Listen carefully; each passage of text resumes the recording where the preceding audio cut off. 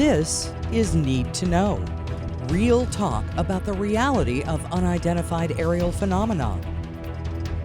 From Australia, Ross Coulthart. From the U.S., Bryce Zabel.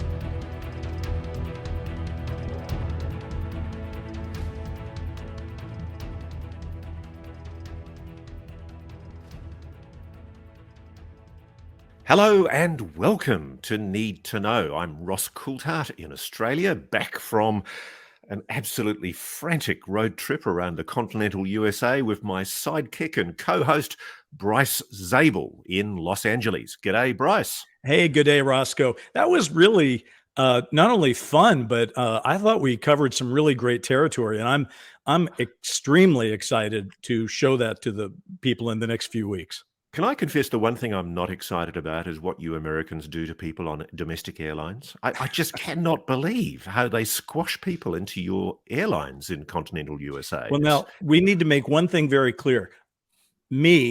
I'm not responsible for American Airlines any more than you're responsible for kangaroos being in the road. So we're just going to have to let that one fly or lie.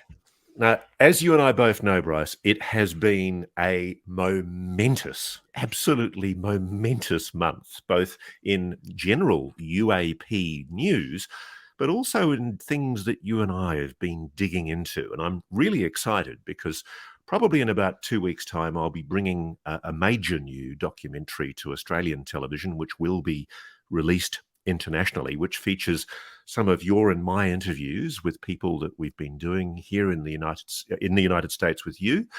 I'm also really excited. I think this program, we really have to focus on the momentous proposed legislation that is part of the continuing efforts by certain key Congress people and senators to try to ensure that the Pentagon and the intelligence community are held to account on UAPs. I cannot emphasize more how important this new legislation is. It's a cracker. Well, if it passes and it gets through, I mean, this is legislation that the Senate Intelligence Committee, I think, has forwarded for approval, and it's tough new language. I mean, we thought last year the language that was put forward was pretty tough. This is goes beyond tough to mind blowing on some of it. I mean, there's talk of going back to 1947 in this language, which it's just like, let's face it, everyone who's listening to this knows 1947 because we've talked about it so much. It's ground zero for the UFO story. It's when Kenneth Arnold saw his first sighting. It's when Roswell happened a couple of weeks later. It's when the National Security Act was passed. It's when the Air Force became a separate branch of the military. I mean, it's a big deal, and it's not coded at all. There it is in the language saying you will go back and talk about that. And there's so much others. I mean, so many other things. Just to follow up, though, quickly on what you were saying, I just want people to understand how we literally got in a car a few weeks ago and started driving around to interview various people who we thought would be very important in helping to lay out this story. So we kind of took an extra week off in between our shows for good reason, I think, because we were finding some stuff that we'll be able to share with people in longer form over the weeks to come. But I just wanted to say thank you to Channel 7 in Australia and yourself, Ross, because it was really a terrific experience to be part of this. And I think when people see your follow-up to that excellent first documentary you had that came out last year, this one will be equally mind-blowing. Look, it's great. I freely admit I'm delighted that a major TV network like the Seven Network, which is Australia's #1 TV network, is prepared to back an investigation into UAPs. It's only to be applauded. And it's such a rare thing, frankly, in mainstream media.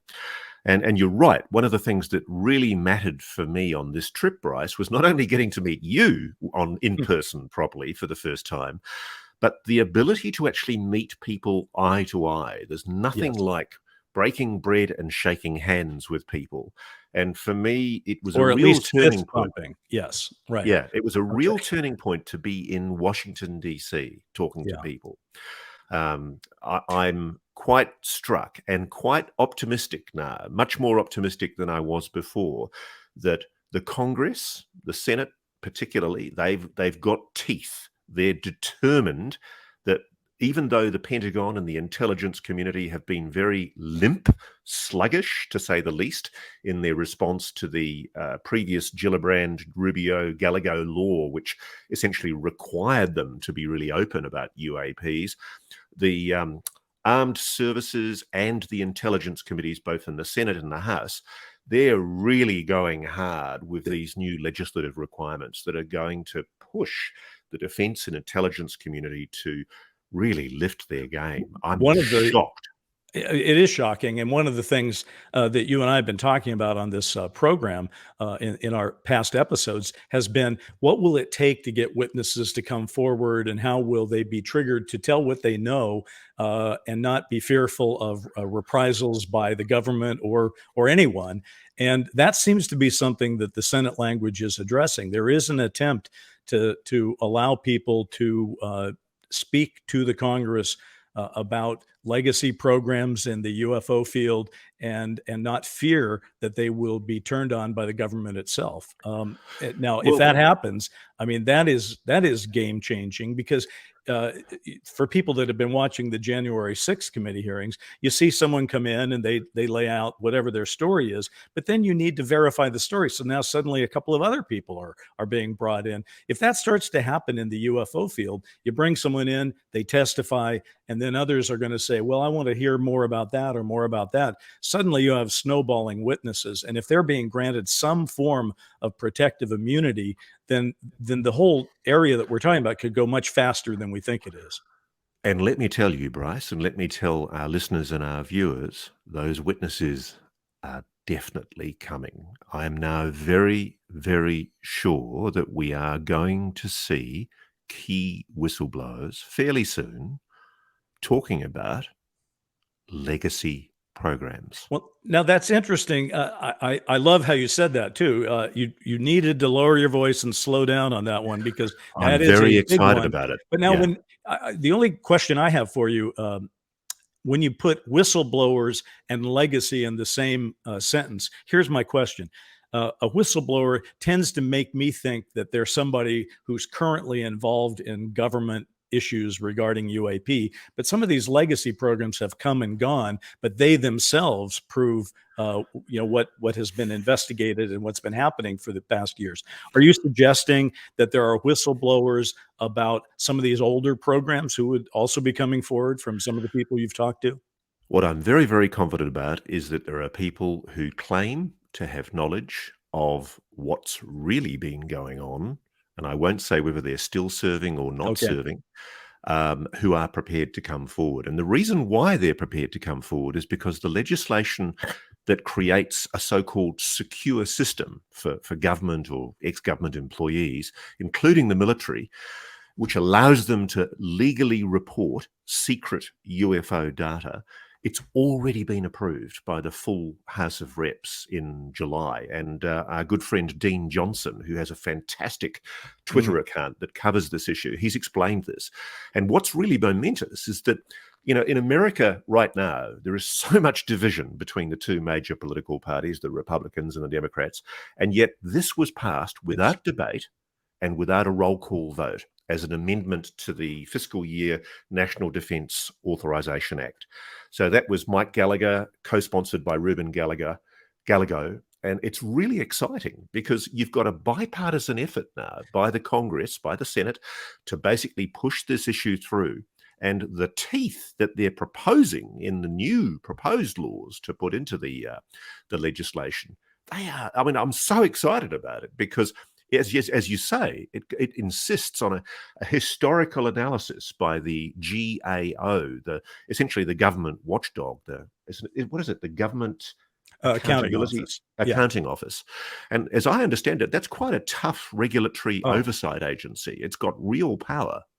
But, the thing that we need to triple underline here is, in a time where America is about as divided and, frankly, about as evenly split as it can be politically, here is an issue, one of the few, I can't think of very many others I can't think of a single one that is this bipartisan so far. And if that holds and it does not get turned into a political issue, but becomes this issue that we're bringing forward, then it could go very quickly. I wanted to just one of our friends is George Knapp, who is also an investigative reporter, and I just saw a quote from him the other day, and I just want to read it to you because he's done so much work on this area. He wrote, "It's clear that somebody has been sharing information with Congress members.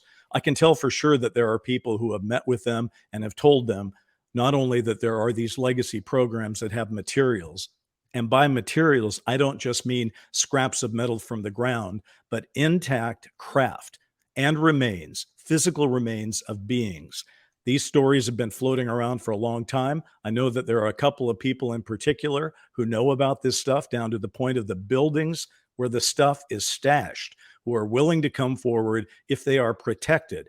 And now this legislation indicates they will be protected as whistleblowers, that their security clearances will not be revoked. And it's pretty exciting. So thanks to George Knapp for laying that out so clearly. And it's exactly what you're hearing. So that's what I think is interesting is this is not just some wild wish from people who, are on UFO Twitter or wherever.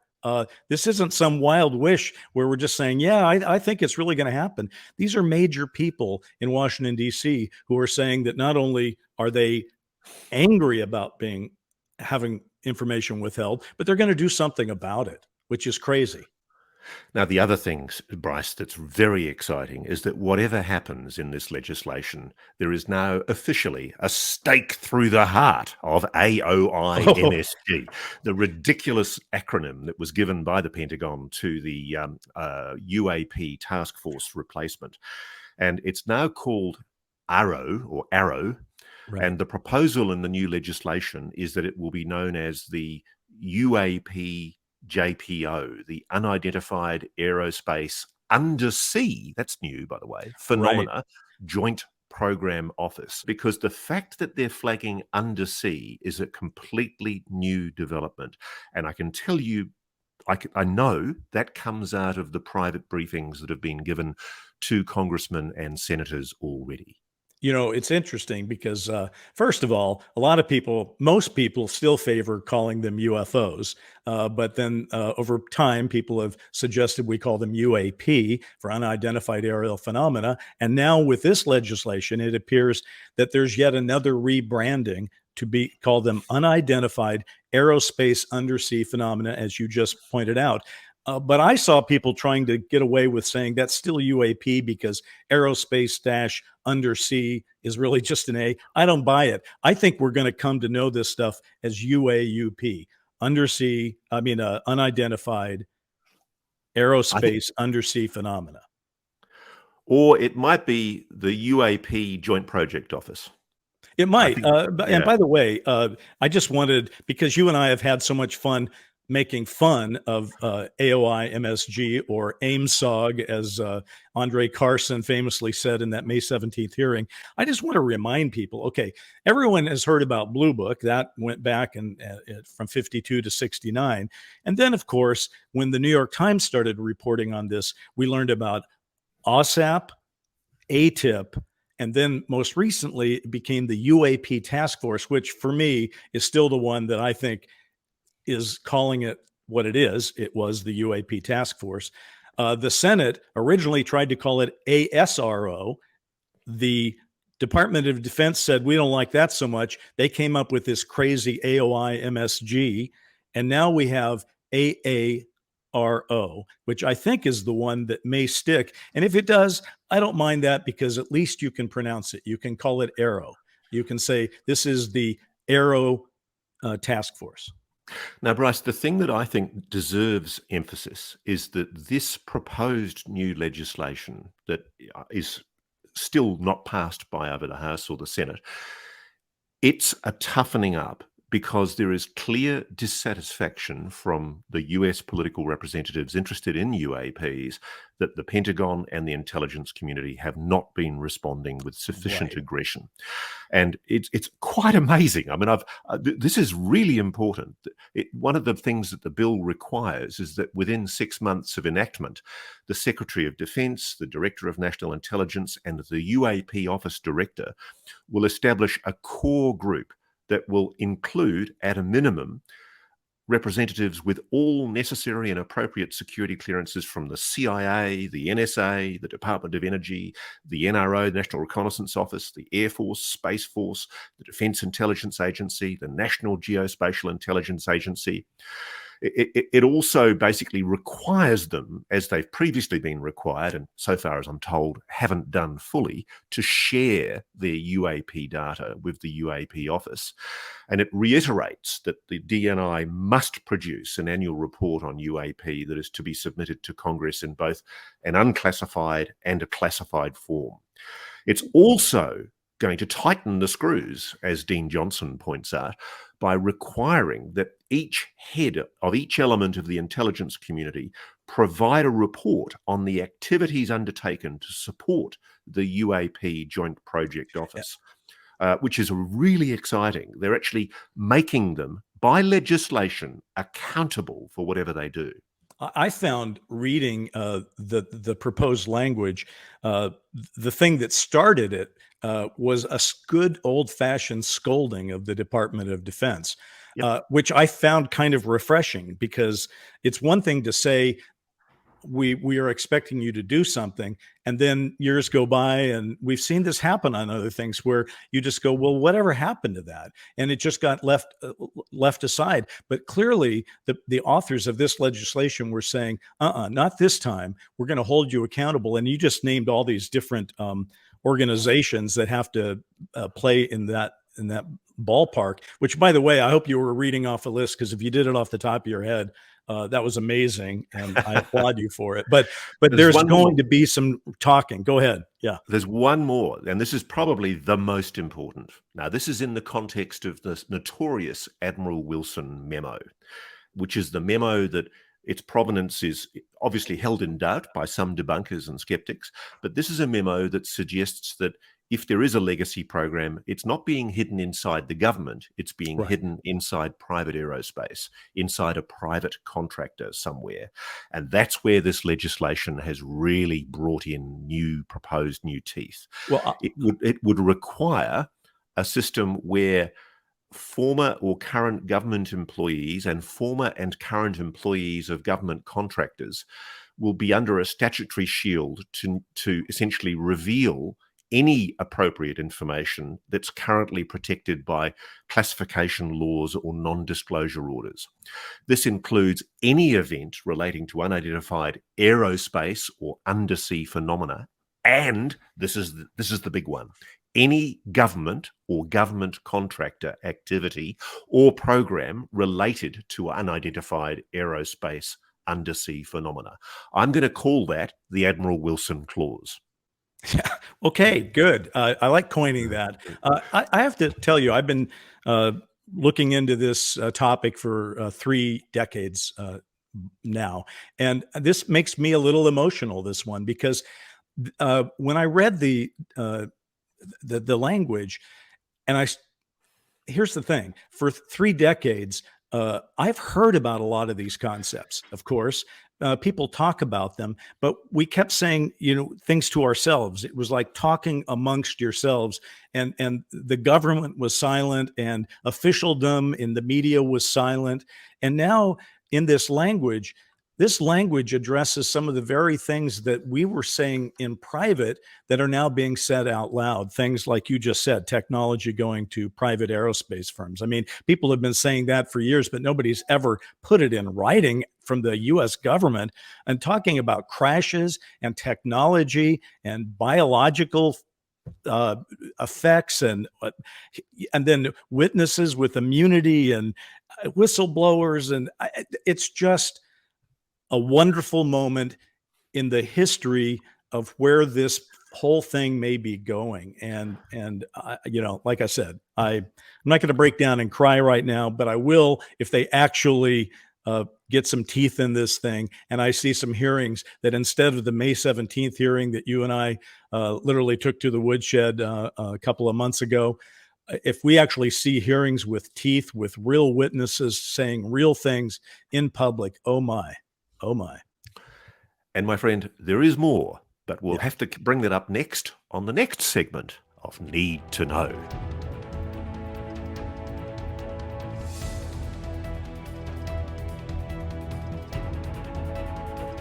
Stay with us. We're back in a moment because you need to know.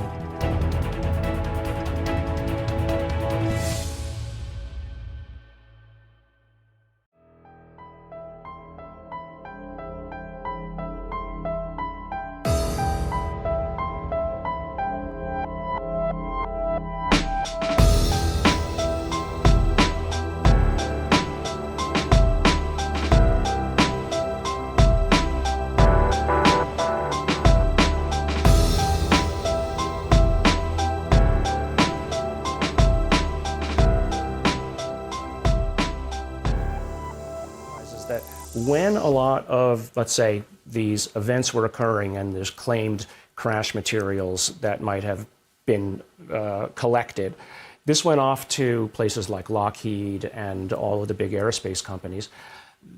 They wanted to profit off of it.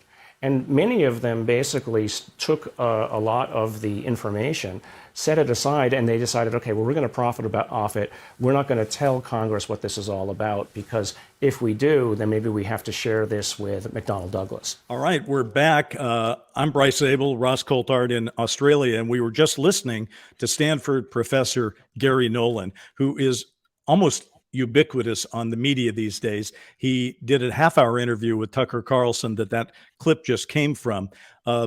Nolan is just a big guy to be starting to talk as openly as he seems to be talking. Not only is he a Stanford professor, but he's written like 300 research articles. He's got 40 patents. I mean, he's a major person. He's received an award from the Department of Defense. The CIA has come to talk to him. I mean, Ross, he's a major guy. He's talking at length, and you, my friend, have talked to him one-on-one. I have, and that will be part of our forthcoming documentary that will appear on Australian television very soon.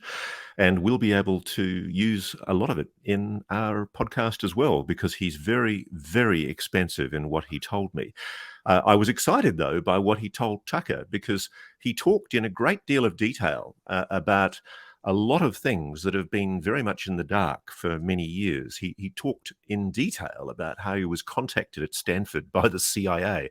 Sounds like something out of a movie, you know, that episode in Arrival, the film where the woman gets approached by the men in black who ask her to go away and talk to the aliens. Gary had something similar. He basically had the CIA show up who wanted him to investigate the strange ailments that have been contracted by certain military and government employees after they'd come into contact with certain unidentified craft. And that's the word he used, craft.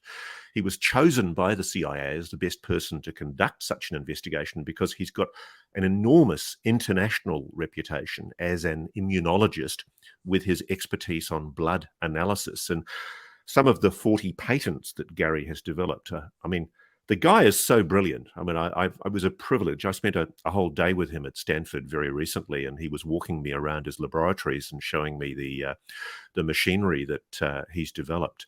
And the thing I love about him is he acknowledges fulsomely that a lot of the work that he does is funded by the US, the federal government. But he loves the idea of giving back. And so a lot of the things that he's developed, the technology that he's developed, he's worked up in collaboration with some of his staff. And he's basically patented that technology. And two of the companies that he's floated as a result of developing that technology are now on the NASDAQ. But my favorite quote from the exchange between Tucker and Gary Nolan was, Tucker asked him, "You're around people," that's scientists, who study this stuff for a living, the most knowledgeable people on this topic in the world. What is their general sense of what this might be? He did not Doc- shy away from answering that. Go ahead. I'll give it to you. He said that this is not from Earth. Yeah.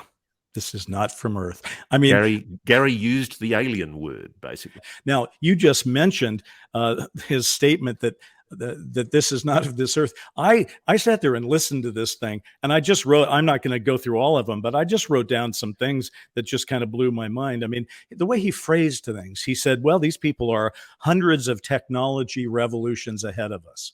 I just thought that was a clever way to put it. Then he did say that thing about not from this earth. And he also went on right after that and he said, whatever it is, it's clearly been here for a long time.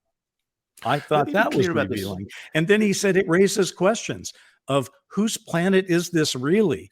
I mean, wow. I mean, that was shocking. He just went on and on.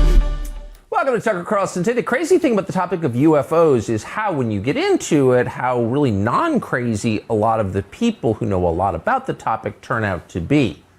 They're kind of the opposite of what you imagine. They're not fervid conspiracy nuts. A lot of them are just scientists. So the next question is, well, if they've been here all along, before we were even civilized, well, whose planet is this really? He brought up Trinity, the 1945 case, as a real case. So basically Trinity, Aztec, Roswell being sort of a triad of crashes. He, you know, and I got to give Carlson one thing. He says he said it in a way that I thought was interesting. He talked about the edifice of lies starting to crack. And I don't know about you, Ross, but that's kind of how I feel about it. Look, the interesting thing about it was the candor with which a very well-respected international scientist who, by the way, Lua Elizondo let this slip the other day. Gary has been nominated for a Nobel Prize. I mean, this is no lightweight. This is a scientist of international reputation. There are people in cancer research here in Australia who vouched to me about Gary, saying he was hugely well-respected. And the interesting thing is I actually asked him, I said, you know, you're an immunologist, but obviously you don't have the broad expertise that would get into the study of a lot of the issues behind the UAP phenomenon. And he acknowledged that. You know, he's a good scientist. He said, look, I only deal in evidence. I'm interested in data, or however you guys say it over there.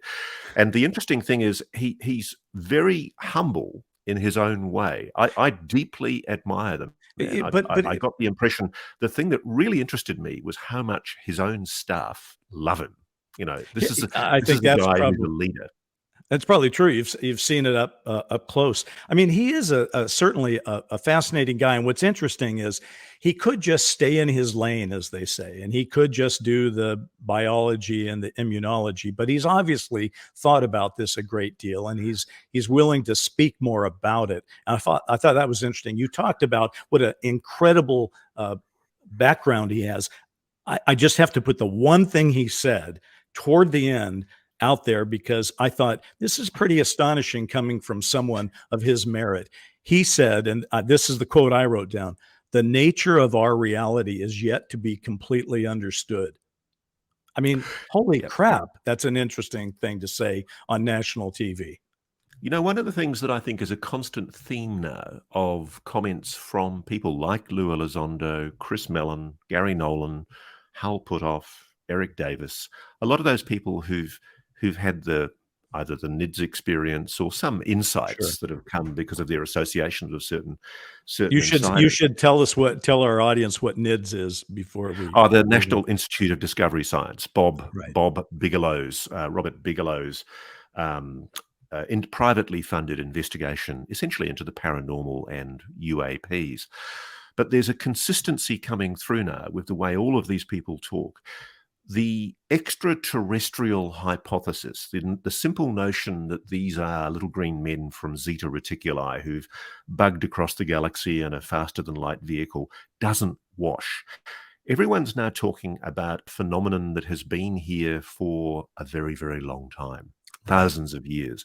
Gary's made that very, very clear in his interview with Tucker, and he makes it even more clear in his interview with me. There is clearly some insight that is both on planet here, and it's also underwater. And that's why I think the reference in the proposed new legislation before the Congress to undersea phenomena is so important. I mean, This, that whatever this is, connection. this mystery is underwater.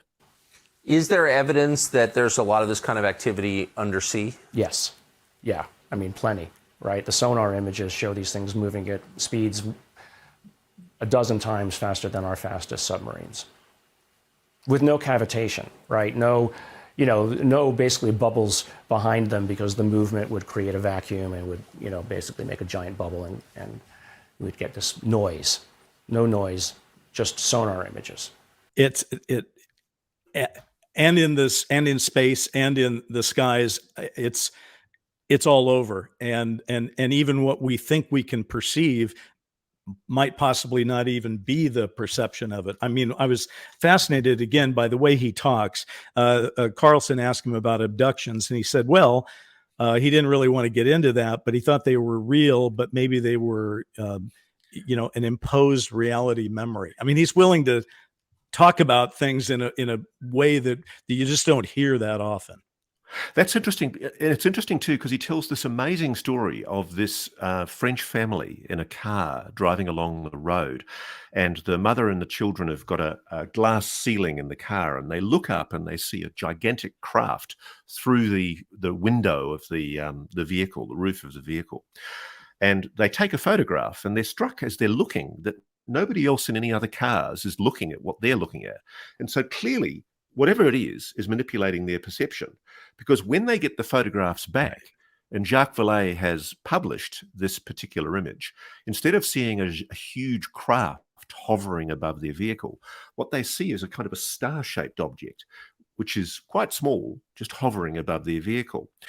And so Gary talks about this, and this is slide 9. This is this commonly referred to slide that was used in the briefing before the Undersecretary of the Department of Defense that I write about in my book, and you and I have discussed on different podcasts. Whatever this phenomenon is, the mystery of this phenomenon resides in the fact that it is capable of manipulating human consciousness and human perception. Maybe what the UFOs are, maybe what the UAPs are, is not what we think they are. Maybe whatever it is, they are manipulating our perception of them.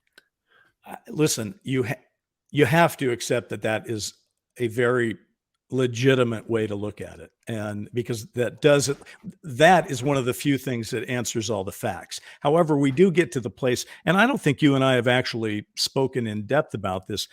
I don't think it means we have to throw the extraterrestrial part of any theory out. I mean, there's no law that says multiple things can't be true at once. And I'm still, even though I agree with everything you just said and what Nolan is saying, part of me still says there's an ET aspect to this thing. And I wouldn't be surprised I'm just if not there sure how was. they all play together. Yeah, I wouldn't be surprised if there was, but I'm struck by both in the private and the public conversations that I'm having with people on the inside, Sure. and that also people are saying publicly, people like Professor Nolan.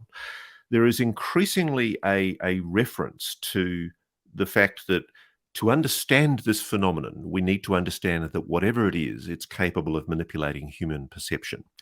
And it would also explain why going back over history, and you and I have covered this in previous podcasts, why going back over history, people have seen different things. You know, back in Roman days, they saw flaming shields. In the book of Ezekiel in the Bible, they saw spinning flaming wheels. In the 19th century in the US, they saw airships, flying airships, ships in the sky.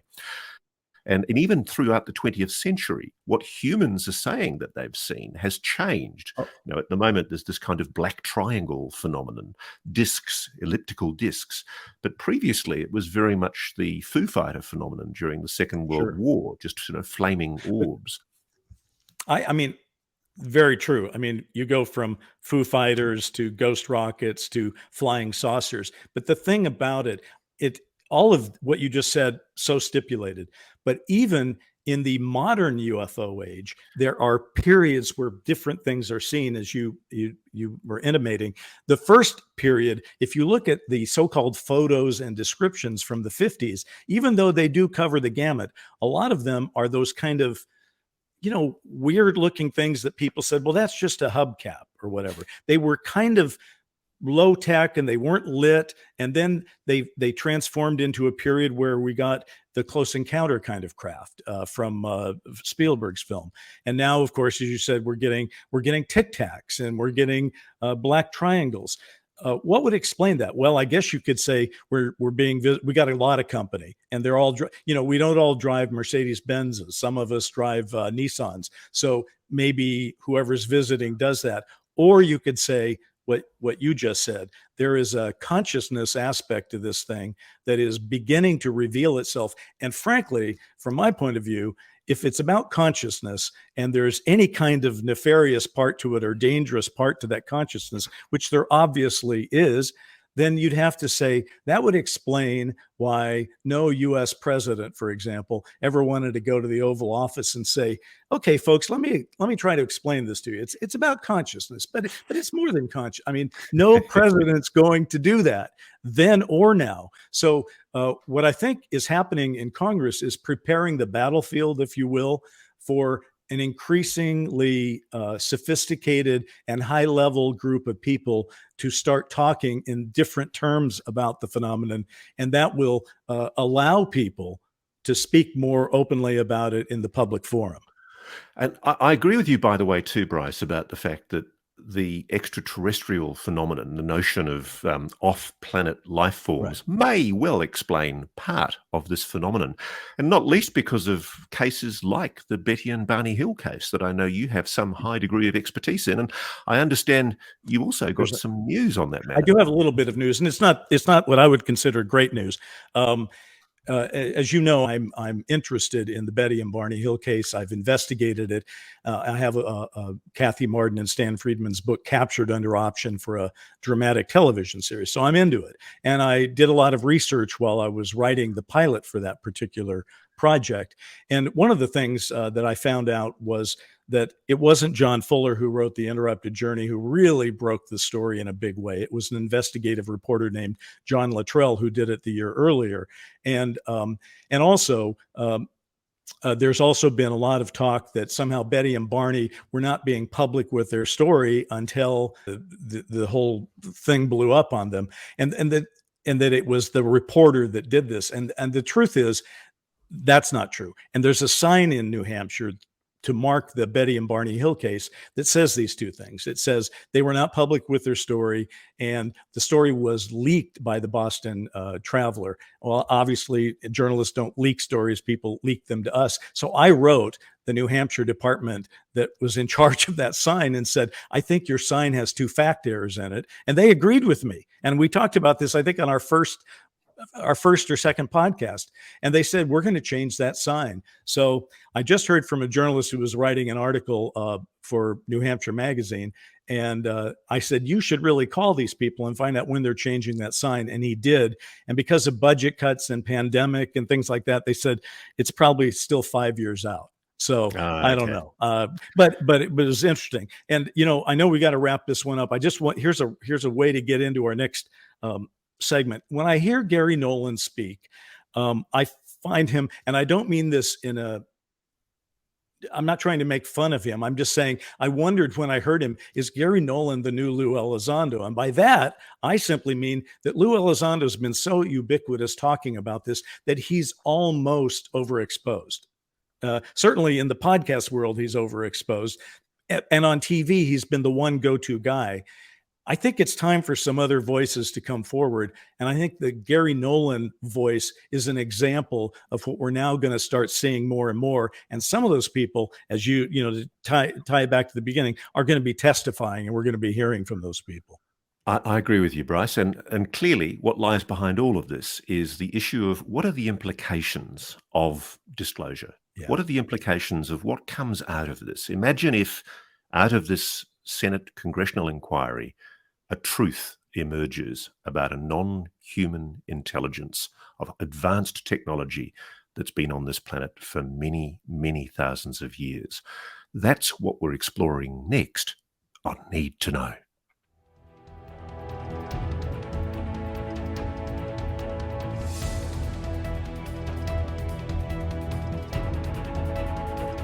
Stay with us. We're back in a moment because you need to know.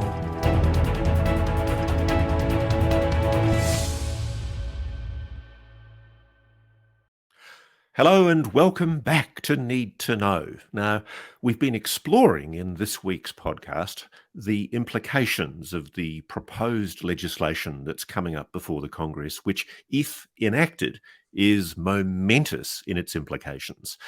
It suggests very strongly, and this is what my sources have told me in my little foray in Washington and my little road trip with Bryce, it suggests very strongly that there may very well be soon whistleblowers coming forward before the US Congress, at least in private hearing and perhaps also in public hearings, to reveal a lot that we don't know about the UAP issue. Perhaps it might have something to do with a non-human intelligence that's been on this planet for some considerable time. Now, what are the implications of that? Now, fortuitously, serendipitously, my colleague Bryce Zabel has written a book with Richard Dolan, another respected podcaster and UAP researcher, called After Disclosure. And Bryce, what are the implications? What happens? What happens if somebody comes up in Congress and admits for the first time what a lot of people are hinting at? And I know the debunkers scoff, but we are now in uncharted territory. We're now in territory where officials, insiders like Gary Nolan are using the A word, the alien word. They're suggesting very, very strongly that the best explanation for what we're seeing here is possibly a non-human, highly advanced intelligence. What is the implication from that? Well, I prefer not the A word, but the D word. And by D word, I'm talking disclosure.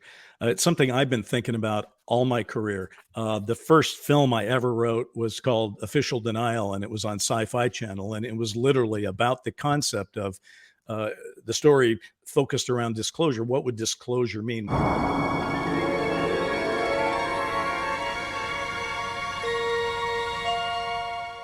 Let's take a walk. You're not crazy, Mr. Corliss. They're here. And you've been keeping this a secret? You think the president should go on TV and tell us all about it? I think that would be a good start. And what would you have him say, Mr. Corliss? That alien intelligence and technology invades our airspace at will, abducts our citizenry and performs surgical procedures on them? That we don't know who they are or how to stop them? But it flies in the face of reason, Mr. Corliss. It undermines religion. It undermines authority. And in fact is nothing more than a prescription for blind and mindless panic. Well, what is disclosure? In the context of UAP, disclosure is when the majority of the world or most people on the world accept that we're not alone and that some form of interaction between humans and a non-human intelligence is happening.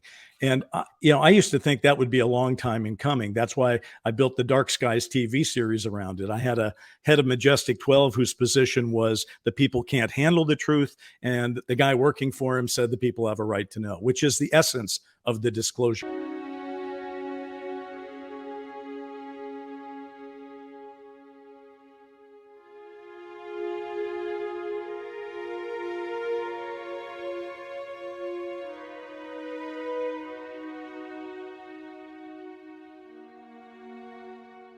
And so, about 10 years ago, Rich Dolan and I wrote a book called AD After Disclosure because I felt like there's been about 5,000 books written about UFOs, all sort of trying to prove that they're real. And I thought, wouldn't it be interesting to write a book where instead of proving they're real, you assume that they're real and you talk about how the world is going to change once we all buy into that. Can I just stop you for a moment? I want to know what you think personally. Do you think the evidence is in? Are you convinced on the data? I'm not asking for your belief. Right. I'm asking you for your knowledge on the data. Do you think we're in a position now to be able to say with any confidence that there is a non-human intelligence on this planet?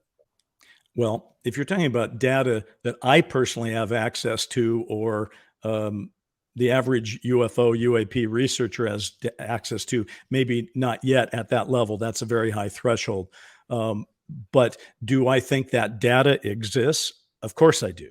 That's why the senators we talked about earlier are running around like their hair's on fire, because they have seen beyond data. They have seen video that's HD. That's more than a few seconds, and they've seen craft, and they've heard stories from good sources about not just, as George Knapp said, not just crash wreckage, but actual craft and bodies. So yeah, I think that data, because I think a body laying in a warehouse is data to me. It's not, data doesn't have to be something always that I measure off a radar or something. So yeah, I think it exists. Anyway, so I think that it does exist, but I don't think it's available to us yet to where we can say disclosure has happened. I know some people like to say, well, disclosure's already happened. Not really. The government has admitted that UAP is real and that we probably don't make it, and neither does Russia or China, but that's different than tossing out the word non-human intelligence. But to answer your larger question, I think that there are going to be some severe changes. I always, Ross, I don't know. Have you seen Dr. Strangelove in your film history? Okay. Love it. It's a great film. George C. Scott plays General Buck Turgidson, and he's talking to the president in that movie. And he says, he's talking about what's going to happen if we have a nuclear war. And I think it's very analogous to what would happen after disclosure. Buck Turgidson, the general, says to the president, in case of nuclear war, he goes, I ain't saying we're not going to get our hair mussed. All right. And I think that ready or not, here comes disclosure. We're going to have to deal with it, and our hair is going to be mussed, and we're going to probably go hoard toilet paper again and many other things that we've done in the past. But do you think there will be the panic? I mean, one of the big excuses that I've heard from some insiders about why this has been kept secret for so long, if it's true, right? If there is a non-human intelligence on this planet, the big excuse is that the public can't handle the truth. Well, that I mean, essentially okay, there would be global mass panic. Yeah, and that goes back to Orson Welles doing the War of the Worlds broadcast in 1938, thinking that some people believed it was real and were panicking. The answer to your question, I think, is going to be some people will panic and some people will not panic, sort of like how they respond to virtually everything. The question is, how much panic does it take before you get disruption? So let's say that after disclosure, so many people are glued to their television sets watching what is being said about this, that about 10% of the workforce or 20% of the workforce doesn't show up for work for a week or 10 days. All right. Well, some of that 10 or 20% are going to drive gasoline trucks, and they're not going to make their deliveries. And some people aren't going to get gas. And then those people are going to say, oh my God, supply chain because of the aliens. And then, yeah, there'll be some trouble. But I think disclosure is something that you can look at very closely over a short-term period and say, I don't know that I'd call it panic, but I would call disruption, massive interest.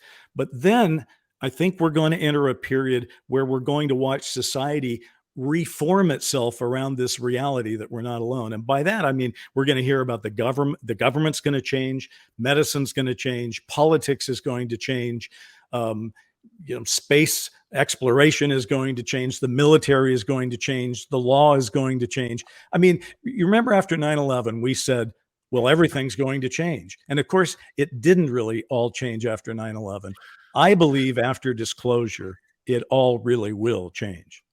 Now, the implications of this, we know already there are admissions on the record in the Congress from the Pentagon. Sure. We know already that there are objects, some people say craft, i.e. intelligently controlled vehicles, doing things that are way beyond known human physics. And the implications of those so-called 5 observables are that someone or something, some entity is getting energy in a way that we don't get energy. That's got implications for our fossil fuel industry. So that's one hit. Sorry, Yeah, the other one is positive lift. We're talking about anti-gravity. Clearly, whatever this technology is, if it's real, something is displaying in those 5 observables positive lift, anti-gravity, a type of propulsion system far beyond known human science. What's the impact of particularly the energy, the free energy capability, the unlimited amounts of energy that clearly must be being harnessed by these vehicles, if indeed they are vehicles? Many people think that is the crux of the biscuit and why it's been held secret for so long. Because one thing we can pretty well be sure of, whether we're talking about Tic Tacs or any of these craft that have been seen doing any of the 5 observables, is that they're not flying around on gasoline, right? They're not filling up at the local Shell station before they go out and do their maneuvers, which means there's an entirely different energy source that is available to whoever is operating these craft. And this is what would gets me, Bryce, revolutionize things. The thing is, we know for a fact that there is something displaying this capability. We don't Right. know who it is. This is the mystery. We don't know who it is, but clearly something, someone, Well, some entity is displaying this capability. And Precisely. that's the issue.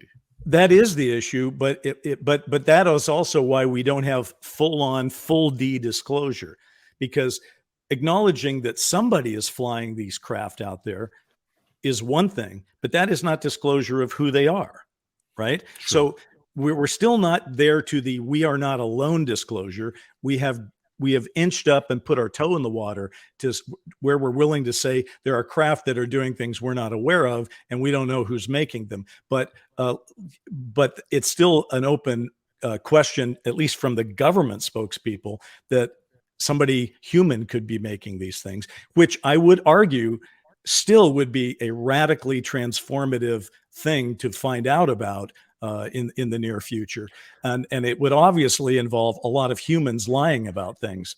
And so, Well, look, as you and I have said repeatedly, I certainly hope it's a human technology. I mean, I hope that the United States has developed this in the black, and that we're sitting on positive lift vehicles that are capable of anti-gravity and incredible energy resources. I just don't think we are, though. No. It just doesn't square with what I've been told, and frankly, what you've been told, and what the people, the most authoritative people who have been studying this and commenting on it are people who just don't believe that. If you take the Gary Nolans and people who have are now outspoken about this, I don't think any of them are really buying into, it's China or Russia that did it, because they know full well that this has been a phenomenon at least since the 40s, when China and Russia weren't doing it. And I don't think many people think we're capable of doing that right now, because if we were, we would certainly be employing more aspects of that technology in our own military defense. So I don't buy it. I think it is somebody else. I don't know that it's ET, but I do think it's probably a non-human intelligence. Big question, Bryce, and probably the final question, because we've got to keep this segment short. Can we handle the truth? I think that is the essence. I wrote an entire television series on that very topic. I've obsessed about it my entire career. I talk to people about it constantly. I remember the first time you and I met on a Zoom. That was one of the issues that we were kicking around. And I guess where I come down on it is I hope so. I hope we can handle the truth. I'm an optimist. I believe we probably can, at the end of the day, handle the truth. I know that this is going to be a radical transformation that will be in the history books forever. It will completely change our world. And I hope that we can get through that transition. One of the reasons that Richard Dolan and I called our book AD After Disclosure, the AD for us was more than after disclosure. We were trying to say, look, we were in a BC world, a before confirmation world, and we were transitioning to a after disclosure world. And I think that's the issue there. We are now living in the beginning stages of that transformation. And right now, most people don't pay too much attention to it. The people who do pay attention to it openly ask that question. So I want to end by just answering your question. Can we handle the truth? We better. I think we can. I think we will. I think, like Buck Turgidson, we're going to get our hair messed up a little bit on this thing. But I really think at this point in history, there's not a lot we can do to stuff this one back in the bag. It's on its way out for all the reasons that we've spoken about in the 17 podcasts prior to this one and at the beginning of this one, which is for reasons that historians are going to have to figure out later. There is a change afoot, and a Congress, for example, and the scientists, as another example, who have been able to put this aside and either ridicule it or ignore it all these years. That's changing. Scientists are starting to study it, and our representatives are starting to demand answers. And I don't think it's up to only scientists and politicians. It's up to people like you and me and the rest of the media and people, average people who are, I guess, listening at this point right now. We all have a role in what future we want to build out of this. I think in closing, Bryce, I'm going to refer to a wonderful speech that your President Reagan gave to the United Nations, where he talked about what would bring the world together. And he talked candidly, and I suspect it was done with a degree of informed information from the inside. He talked candidly about how he thought that what would bring the world together more than anything else was the realization that we are not alone in this universe, that there is indeed another intelligence out there. So I'd like to leave on a sense of optimism. Do you agree? That indeed there might be the one thing that could bring us all together is the realization that we are not alone. Well, I'm going to end on your optimism, but I'm going to call back to your Ronald Reagan. Ronald Reagan, remember, saw a UFO in 1974 and chased it with his plane that he was in. So he knew firsthand that it was real. But here's how I would put it. Reagan was famous in his negotiations with the Soviet Union for the phrase "trust but verify." So I almost think that is relevant to the optimism idea. We need to be optimistic. We need to trust. But at the same time, we have to have our eyes wide open. We have to study this as intensively as anything's ever been discussed or studied before. And we all have to come together as quickly as we can, which might mean that the ultimate disclosure of a UAP reality from a non-human intelligence may be the one thing that puts human beings on the same side of the equation and starts to end some of this terrible division that we've had. I think on that note, we come to the end of this edition of Need to Know, but I like the fact that we're ending on optimism. Thanks, Bryce. We'll see you all next time. Need to Know is a joint production of Stellar Productions and Powerful Owl Productions. I'm producer Rich Johnson, and you can learn more at needtoknow.today. That's needtoknow.today.